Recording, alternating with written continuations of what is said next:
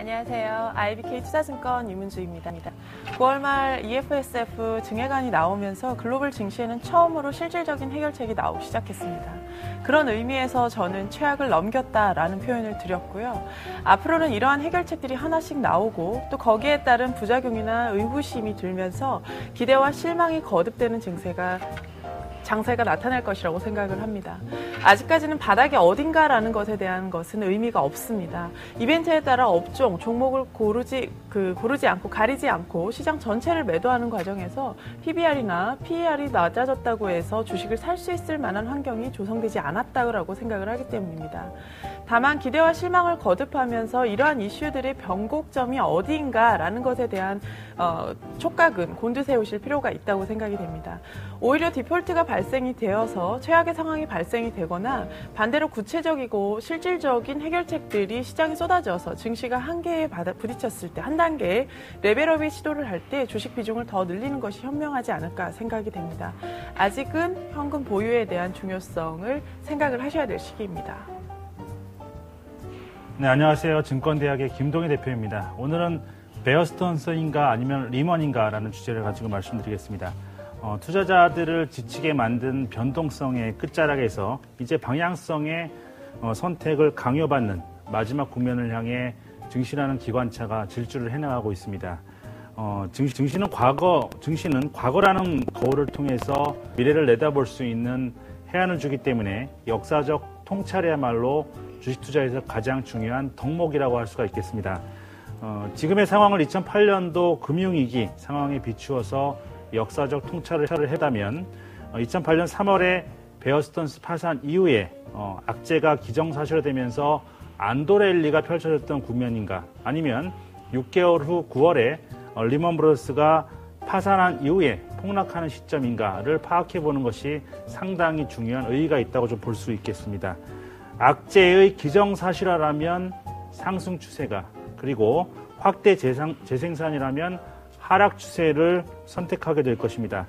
그 분기점이 되는 시그널은 지금 현재 형성되고 있는 저점대에 대한 하방 경직성이 확보되느냐 아니면 그렇지 않느냐에 있을 것입니다.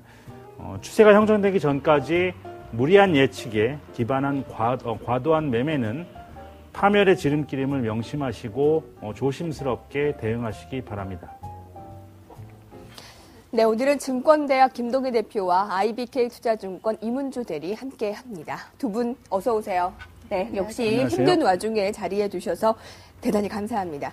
어제 증시 급락 이후에 오늘 변변한 반등 한번 시도하지 못하고 추가 하락 나타낸 것 굉장히 실망스럽습니다. 여러분, 돈 걱정 증후군이라는 얘기 들어보셨어요? 이게 실제로 머니시크닉스 신드롬으로 실제 병의 일종이 될 수 있는데, 내가 얼마를 벌고 얼마를 쓰나 이런 걸 떠나서 맨날 돈.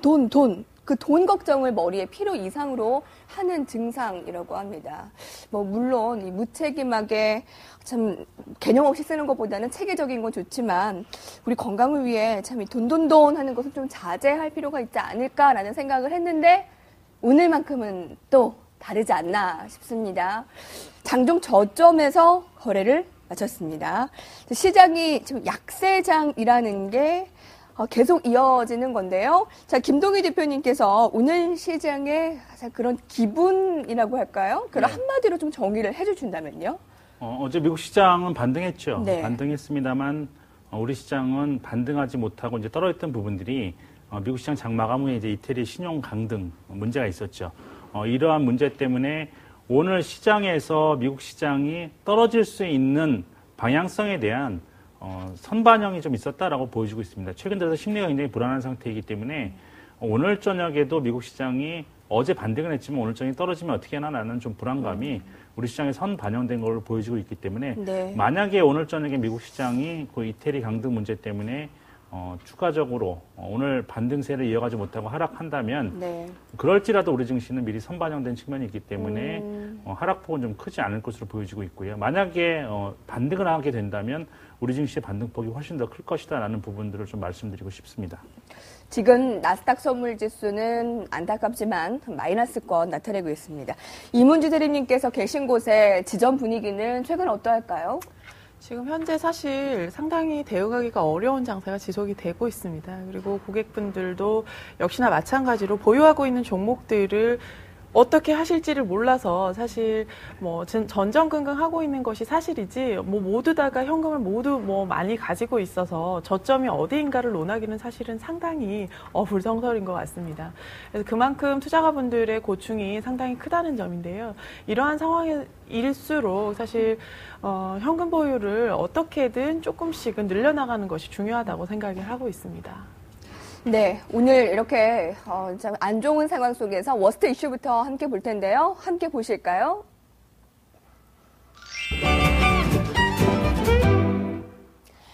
자, 좀 더 자세하게 오늘 어떠한 일들이 있었는지 알아보겠습니다. 자, 하락 이어가는 증시, 매수 주체가 없습니다. 오늘은 거의 없다라고 해도 과언이 아닙니다. 어제는 개인과 연기금이 받쳐줬는데 오늘은 개인도 어제보다 10분의 1 정도도 사지 않았고요. 연기금은 매도 전환됐습니다. 자, 이런 상황에서 김동기 대표님께서는 어떠한 좀 분위기를 읽으셨나요? 이제 아까의 연장선상으로 좀 더 구체적으로 들어가 볼까요? 일단은 지금 시장에서 중요한 거는 하방 경직성 확보다라는 말씀을 드리겠습니다. 지난 9월 22일 날 형성됐던 저점이 1644포인트 구간인데 이 1644포인트를 이탈하지 않는 것이 일단 가장 중요한 국면이다라고 좀 말씀을 드리겠습니다. 지금 펀더멘탈보다는 투자 심리가 시장에서 굉장히 지금 중요한 국면이죠. 그렇기 때문에 이 1644포인트를 이탈하게 된다면 좀 투매가 나올 수 있는 이런 가능성도 배제할 수 없는 그런 상황이죠. 그렇기 때문에 지금은 그 무엇보다도 중요한 것은 하방 경직성의 확보고 지금 일단 하방 경직성이 확보되어야지 그 다음에 개별 종목에 대한 펀더멘탈도 반영되고 뭐 실적에 대한 부분들도 반영이 되고 하는 것이죠. 일단 시장이 좀 안정, 그걸 위해서는 하방 경직성 확보가 가장 중요한 모습이다라고 좀 볼 수가 있겠고요. 아까도 감성시황에서 일부 좀 언급을 해드렸습니다만 지금 이 국면을 어떻게 좀 볼 것인가. 하루하루 지금 변동성에 매몰되다 보면 올바른 매매를 할 수 없죠. 지금 지난 금요일 날 1770포인트 정도의 마감을 한 다음에 연휴 이후에 시작될 때 시초가가 1280포인트였습니다. 그러니까 그 이틀 동안에 종가와 시가의 갭이 벌써 이제 90포인트 정도 벌어지고 있는 이런 변동성 상황에서 그날의 변동성을 본다면 사실상 대응하기가 굉장히 좀 힘든 이러한 상황입니다. 그래서 지금 과연 어느 정도 지금 구간에 있는가를 역사적 통찰을 통해서 본다면 2008년도의 상황하고 지금 많이 좀 비유를 많이 하고 있는데 제가 표와 그림을 좀 준비했는데 지금 보여주실 수 있는지 모르겠습니다. 지금 표가 지금 그림을 보여주고 계신데 지금 베어스턴스가 2008년도에 파산하기 전까지 고점이 2085포인트였죠. 2085포인트에서 계속해서 내려오다가 2008년 3월 16일 날 정확하게 베어스턴스가 파산합니다. 이때 1537포인트를 기록한 다음에 바로 다음 날부터 반등을 시작해요. 즉 악재가 나왔는데도 불구하고 그 전에 주가가 빠졌기 때문에 악재의 기정사실화가 일어나면서 그 다음 날부터 안도 랠리가 일어납니다. 릴리프 랠리가 일어나면서 1537포인트에서 1901포인트까지 비교적 큰 폭의 안도 랠리가 일어났죠. 그렇지만 그 다음에 대기하고 있었던 것이 바로 6개월 뒤에 리먼입니다. 그러니까 리먼이 파산하면서 1000포인트를 붕괴시키는 이러한 흐름이 나타났는데 지금의 상황이, 지금의 그리스의 문제가 이 베어스턴스의 파산, 즉 리먼이라는 본격적인 이러한 사태를 앞두고 일어났던 베어스턴스의 파산 국면인지 아니면 지금 리먼이 파산한 국면에서의 그러한 지금 상황을 전개시켜 나가고 있는지를 우리가 한번 비교해서 좀 볼 필요가 있습니다. 근데 지금의 상황을 좀 여러분들이 보신다면 일단은 많은 컨센서스는 그리스 문제가 그리스에 그치지 않고 유로존의 문제가 이제 확대 재생산될 것이다라는 부분으로 컨센서스가 시장이 많이 맞춰지면서 펀더멘탈보다는 이 센치멘탈이 극도로 지금 나쁜 상황입니다. 지금 리먼이 파산하기 전에 여러분들이 기억을 하실지 모르겠지만 그 지수가 고점 대비해서 굉장히 많이 떨어진 상황임에도 불구하고 그렇게 컨센서스가 나쁘지 않았어요. 이제는 저점이다라는 긍정적인 분위기가 좀 시장이 많이 작용을 하다가 리먼이 파산한 다음에 그 다음에 10월 달에 1개월 만에 600포인트가 떨어지는 이러한 분위기가 형성이 됐었는데 지금 여러분 아침에 신문 받아보시면은 아마 좋은 얘기 한마디도 지금 찾아볼 수 없습니다. 헤드라인을 보면 겁날 정도로 경제신문들이 이렇게 지금 두려운 용어들을 쏟아내고 있는데 지금의 컨센서스는 시장의 최악의 상황을 좀 반영하고 있는 것이다. 네. 향후에 어떠한 재료가 나올지는 모르겠지만 극도의 상황, 극도의 공포감을 좀 반영하고 있는 구간으로 좀 보여지고 있습니다. 컨센서스는요. 그렇기 때문에 추가적으로 최악의 상황을 일단 좀 반영하고 있는 구간이다. 문제가 되는 부분들은 뭐냐면 제가 아까 하방경직성 확보가 중요하다고 말씀드렸는데 이 1644포인트를 이탈하게 되면 일시에 좀 투매가 발생할 가능성이 많습니다. 그렇기 때문에 여러분들이 좀 중요하게 좀 살펴봐야 될 부분들은 하방경직성 확보가 되지 않는다면 이 악재가 확대 재생산되는 국면으로 넘어가면서 지수가 한 단계 레벨 다운될 수 있다라는 부분들이고 만약에 여기서 하방경직성을 확보한 다음에 1800포인트 선, 제가 기준을 명확히 말씀드리면요. 지금 1800포인트가 1차 저항대인데 지난번에 반등을 할 때 1800포인트를 넘지 못했습니다. 그래서 1800포인트에 대한 돌파가 나온다면 안도랠리 과정으로 좀 진입을 한다라고 좀 보셔도 좋을 것 같습니다. 그래서 만약에 안도랠리가 나온다면 1900에서 2000포인트 정도 수준까지는 나올 수 있다는 관점으로 바라보시고요. 그렇지만 지금은 막연한 불안감이나 막연한 기대감 모두를 배제해야 되는 그러한 상황이기 때문에 1644포인트를 이탈하는지 혹은 1800포인트를 상향 돌파하는지 여부를 여러분들이 잘 관찰하시면서 시장에 그때 가서 액션을 취하는 게 좋지 지금 상황에서 하루의 변동폭이 100포인트가 왔다 갔다 하는 구간에서 트레이딩 관점으로 접근한다든지 네. 아니면은 막연한 기대감 혹은 막연한 불안감 속에서 투매에 동참한다든지 아니면은 무리하게 매매를 해서 오버나잇을 한다든지 이런 매매는 좀 자제하시는 게 좋다라고 좀 말씀을 드리겠고요. 수급 상황을 본다면 네. 최근 들어서 외국인들이 좀 이틀 동안 좀 매도를 하고 있는 그러한 국면입니다. 이 가운데서 시장의 안전판 역할을 했던 부분들이 이제 기관, 그 안에서 투신권과 그다음에 연기금의 매수를 좀 기대해 볼 수가 있겠는데 투신권 같은 경우에는 매수 여력이 있음에도 지금 안 하고 있는 그러한 상황이고요. 연기금 같은 경우에는 계속적으로 시장의 안전판 역할, 네. 저점 매수를 하다가 오늘 같은 경우에는 이제 매도를 하고 있는 이러한 모습이 시장에서 좀 더 낙폭을 좀 키우는데 일조를 했다라고 네. 보실 수가 있겠고 환율하고 외국인 매수는 맞물려서 돌아가는 부분들입니다. 그래서 환율이 안정된다면 외국인의 매도는 지극히 제한적일 것이다라는 부분들 다시 한번 강조드리겠습니다. 지금이 극도의 상황이 지나가고 있는 상황이라 어떻게 보면 이 공포의 클라이막스라고 볼 수가 있겠다. 예, 시장의 컨센서스만 본다면 건데요. 오히려 리먼 사태 때 이상의 좀 좋지 네, 못한 네. 컨센서스를 형성하고 있기 때문에 네. 최악의 국면을 좀 컨센서스만 본다면 반영하고 네. 있는 것 아닌가. 즉 그리스가 네. 디폴트되는 상황을 이미 시장은 염두에 두고 있다라고 좀 보여지고 있습니다. 그거는 우리가 좀 안도할 만한데 네. 지금의 막연한 기대감은 금물이다. 1800을 좀 다시 안정을 찾고 하는 것도 늦지 않다라고 제가 시그널을 이제 해주셨던 것 명백하게 같습니다. 제시해드렸죠. 그러니까 막연하게 시장의 분위기만 갖고는 실전적으로 매매하는데 전혀 도움이 되지 않습니다. 그래서 1644포인트를 이탈한다면 우리가 주식 비중을 줄여주는 것, 특히 이제 지수 관련 대형주의 비중이 많으신 분들은 좀 줄여주시는 것이 좋겠고요. 1800포인트를 오히려 돌파할 때 추세 매매 전략에서 봤을 때 이제 1차적으로 저항대 돌파하는 네. 것이기 때문에 이때 이제 좀 지수 관련 대형주에 대한 매매 비중을 늘려주는 전략이 좀 바람직하다라는 예. 부분이죠. 그래서 상하단부 어디를 돌파하냐를 지금은 보고 대응해야 될 때다라고 말씀드리는 것입니다. 미국은 개인 빚에 참 한숨을 쉬고 있고 유럽은 나라 빚에 울고 있습니다. 함께 표를 준비했는데요. 유로존 GDP 대비 정부 부채 규모입니다. 그리스가 3,200억 유로를 넘고 이탈리아는 1조 8,420억 유로를 넘습니다. 자, 그리스에서 아일랜드, 포르투갈, 스페인, 이탈리아 할 것 없이 참 고통스러운 이 부채가 줄어들지 않고 있는데요. 이렇게 되면 좀 장기 불황에 대한 좀 우려감도 있는 겁니다. 미국 나름대로, 유럽은 유럽 나름대로의 공포를 겪고 있기 때문에 우리의 중간에 있는 한국은 더 힘든 거겠죠. 자, 이문주 대리님께서는 좀 사실적인 측면에서 도대체 오늘의 하락이 어디에서 왔는지 조금 더 체계화 해주실까요? 사실 오늘 플러스가 났던 장 시작에는 사실 살짝 플러스가 났던 상황에서 마이너스 이탈리아 무디스 신용등급 강등을 따라서 사실 상당폭 하락으로 반전이 됐던 것이 사실입니다.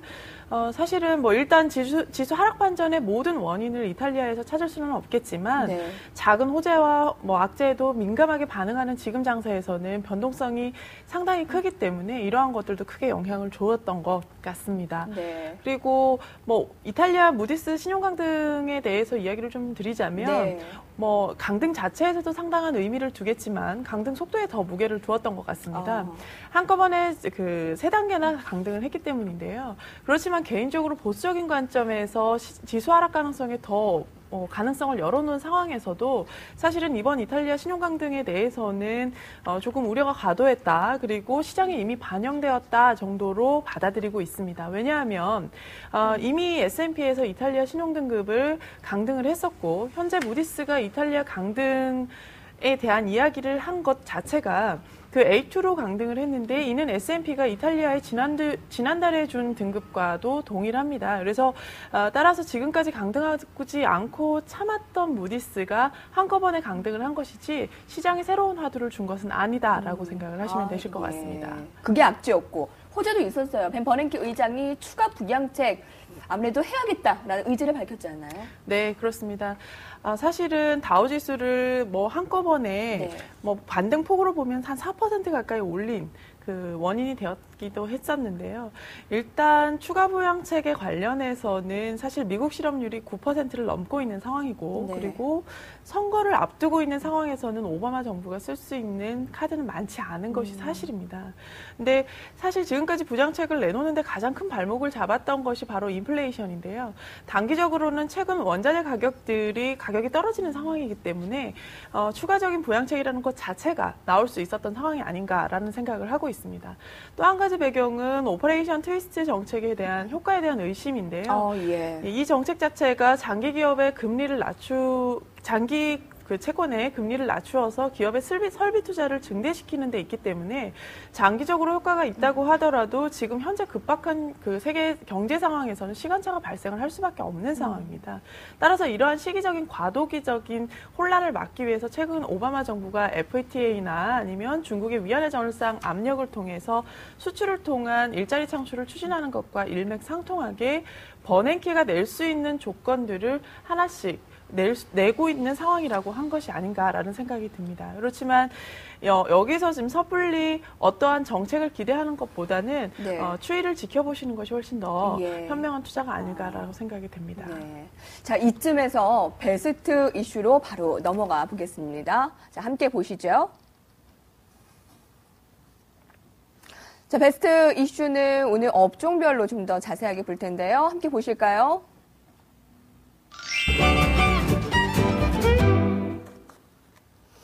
애플이 드디어 고대하던 아이폰 신제품을 내놨습니다. 스티븐 잡스에 이어서 새로운 CEO 팀 쿡 데뷔 무대였음에도 불구하고 뜨뜻미지근한 시장의 반응이었네요. 우리가 기대하던 아이폰 5가 아니라 아이폰 4S.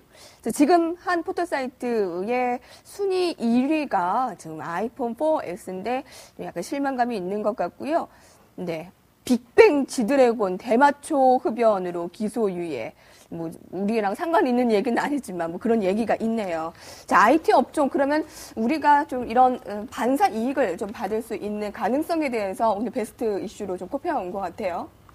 글쎄요, 저는 그 반사적 이익은 없다라고 단적으로 좀 말씀드리겠습니다. 근거는요, 지금 애플의 주가는 이미 그 400불을 좀 넘어선 상황에서 이미 조정을 좀 받기 시작했습니다. 애플의 주가가 조정받고 있는 구간. 그동안 애플의 주가는 굉장히 많이 올랐죠. 그래서 400불을 돌파한 이후에는 애플의 주가는 뭐 500불 간다, 애널리스트는 다 이구동성으로 얘기를 했었습니다.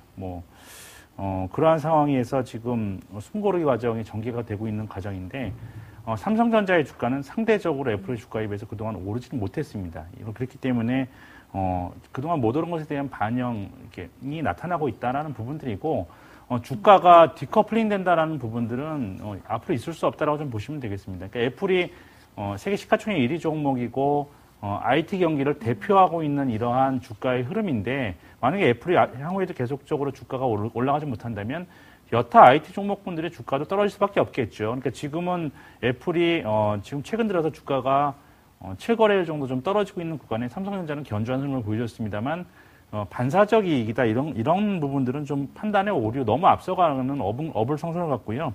지금 최근에 주가의 흐름, LG전자라든지 삼성전자의 주가의 흐름은 그동안 못 올랐기 때문에 좀 많이 오르고 특히 네. LG전자는 낙폭과대에 대한 부분이 좀 큰 것 같습니다. 네. 그래서 애플의 주가가 계속 떨어진다면 삼성전자의 주가도 향후에 좀 떨어질 수밖에 없다 이런 차원에서 판단하는 것이 좀 맞다라고 좀 보여주고 있습니다. 네. 자, 어제에 이어서 자동차를 살펴볼 텐데, 3분기 이제 실적 시즌에서 상대적으로 조금 나을 것이다라는 컨센서스가 좀 정해지고 있습니다. 또 9월 자동차 판매가 또 잘 나왔네요. 여러 글로벌 안에서도요. 근데 오늘은 큰 폭으로 하락했어요.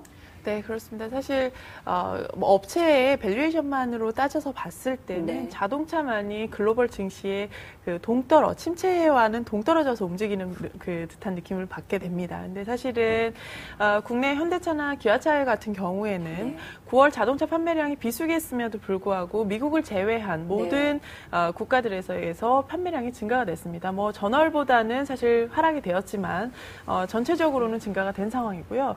현대기아차 같은 경우에는 일단은 SUV가 그 판을 치는 미국 시장에서는 신차가 좀 부진했습니다. 그렇지만 10월부터는 산타페 신차가 출시가 예정이 되어 있고요. 그리고 기아차 공장 상황에 따라서 일시적인 영향을 준 상황이기 때문에 계절적인 상수기가 예상이 되는 10월부터는 조금 더 나은 성과를 가져올 것이라고 생각을 하고 있습니다. 따라서 종목 선택에 상당한 어려움을 느끼는 지금 같은 상황에서는 밸류에이션 상으로도 실적 부분 중 가장 두드러지는 모습을 보이지 않나라고 생각을 합니다. 오늘 많이 하락을 했다고 하더라도요. 네. 자, 오늘 IT의 선방, 그리고 너무나 하락이 깊은 이 철강, 건설, 화학, 대응 전략은 잠시 후에 또 알아보도록 하고요. 자, 지금부터는 또 전략적으로 또 다음 이슈들을 넘어가 보도록 하겠습니다. 베스트 앤 워스트였습니다.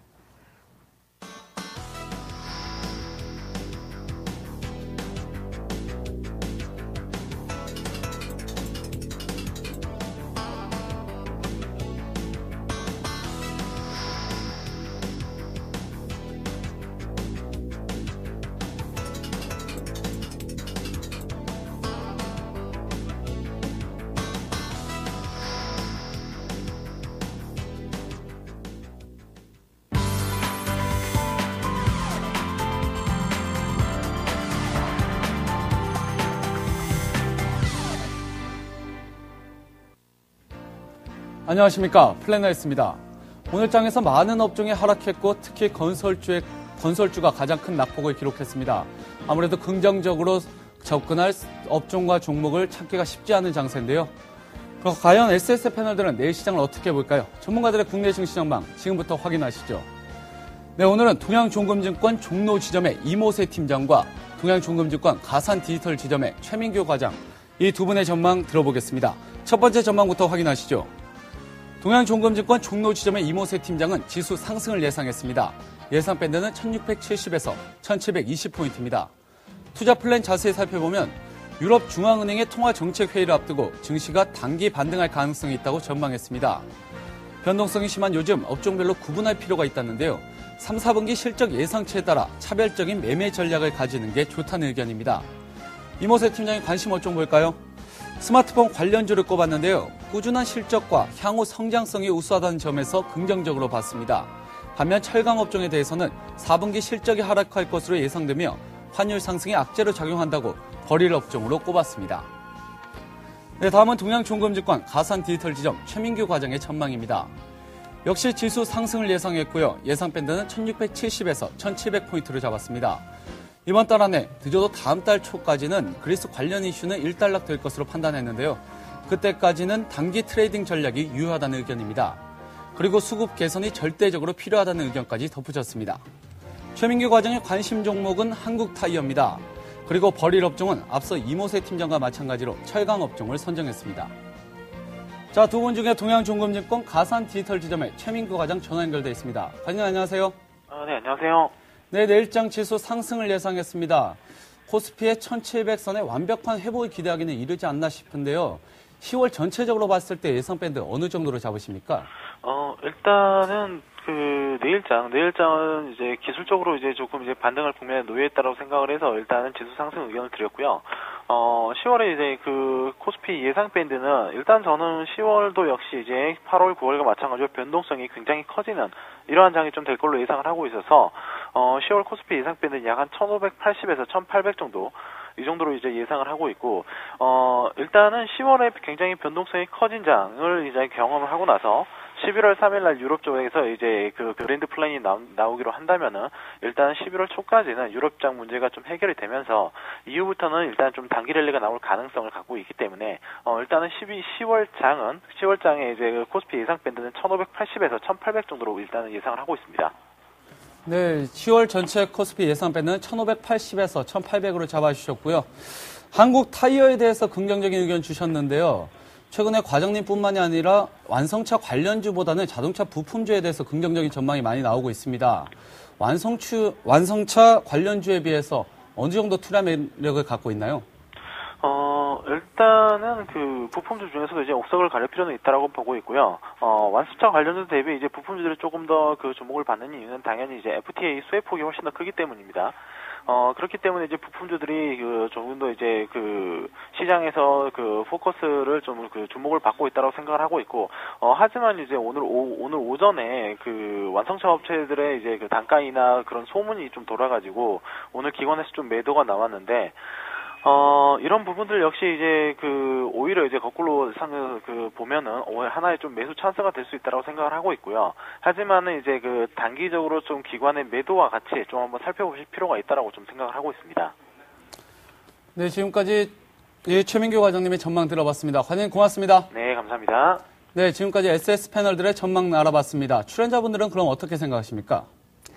네, 지금부터 두 명의 의견을 들을 텐데요. 10월 들어서 어제 오늘 100포인트 이상 빠졌습니다. 희망을 안고 10월 시작했지만 암울하게 시작을 했기 때문에 두 명의 의견을 좀 더 자세히 들을 필요가 있어 보이네요. 자, 먼저 대표님.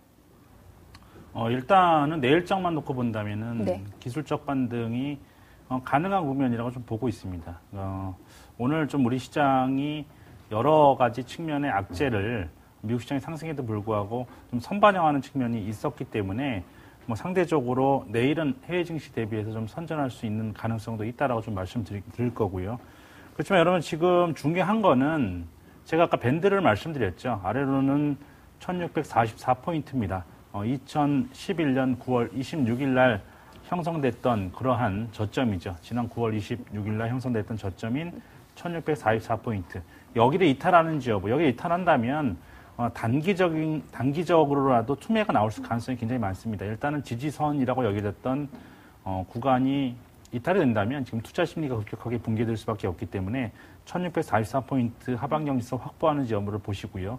위로 저항 때는 예전에는 1900포인트를 제시해드렸지만 지금 박스권이 레벨 다운된 그러한 상태입니다. 그래서 1800포인트대에 대한 돌파, 이 두 가지 부분을 살피시고요. 이 가운데 중간 밴드에서는 그냥 쉬시는 전략, 적극적인 매매를 자제하시는 전략, 이 밴드 안에서의 100%, 하루에 100%가 왔다 갔다 하는 이런 흐름이기 때문에 많은 전문가들이 뭐 트레이딩 관점의 매매를 유도를 하고 있지만 사실상 불가능한 상황이거든요. 그러니까 지금 오히려 지수가 떨어질 때 오늘 같은 분위기에서 막판에 던지고 내일 갭상승을 또 하게 되면 쫓아가고 이렇게 역방향 매매만 안 해도 되는 역방향 매매만 네. 지금 오히려 하게 되는 그런 구간이기 때문에 트레이딩 네. 관점의 매매 철저히 지향하시고 지금 저점을 붕괴시키느냐 혹은 네. 1800포인트 박스권의 상단부를 네. 상향 돌파하느냐 이 두 가지만 보시고 대응하시기 바랍니다. 알겠습니다. 이문주 대리님. 네, 지금은 사실 과도기입니다. 증시 안정이라는 같은 목적지를 향해서 전 세계가 함께 같이 가는 길목이라는 뜻인데요. 호재와 악재가 반복되는 굴곡있는 변동성 장세가 계속해서 유지가 될 것이라고 생각을 합니다. 이번 주 내에 저도 마찬가지로 기술적 반등 있을 수 있을 것이라고 생각을 합니다. 네. 그렇지만 추세적인 반등이라고 보기는 좀 어렵고요. 네. 최근에 반등 추세가 이어지고 있는 관심을 많이 가지시고 있는 IT 업종의 경우에도 네. 시총이 상당히 크기 때문에 이런 전반적인 업종의 그 반등이 있기 전까지는 모든 것들이 같이 함께 반등하기 전까지는 섣불리 그 업종만의 상승세를 점치기에는 상당히 어려운 점이 있지 않나라고 생각을 하고 있습니다. 따라서 상당히 보수적인 관점을 유지를 하시되 예를 들어서 1,500 지금 증권가에서 많은 증권가에서 이야기를 하고 있는 1,700대 그리고 1,650대 이 포인트에서 예를 들어서 투매를 하시거나 던지시는 것은 조금 자제를 하시고 기술적인 반등이 나올 때마다 현금 보유를 하시는 것이 더 바람직하지 않나라고 생각을 하고 있습니다. 많은 전문가들이 조언을 하는 게 여러분 뒤늦게 손절 늦었다고 투매에 너무 과격하게 동참하지 말라라는 얘기 계속 번번이 듣게 되네요. 오늘 두 명의 전문가의 조언 도움 되셨을 거라고 생각합니다. 증권대학 김동일 대표와 IBK 투자증권 이문조 대리님과 함께했습니다. 두 분 오늘 말씀 고맙습니다. 고맙습니다.